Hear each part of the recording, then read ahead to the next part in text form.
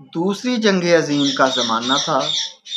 پورا خطہ ارض کیا بحر کیا بر، حتیٰ کہ فضا میں بھی جنگ جاری تھی۔ ہر طرف گولہ و بارود سے دھماکے ہو رہے تھے۔ دھوئیں کے بادل انسانی درندگی کے مذموم مقاصد کی گٹائیں بن کر انسانیت کا مذاق اڑا رہے تھے۔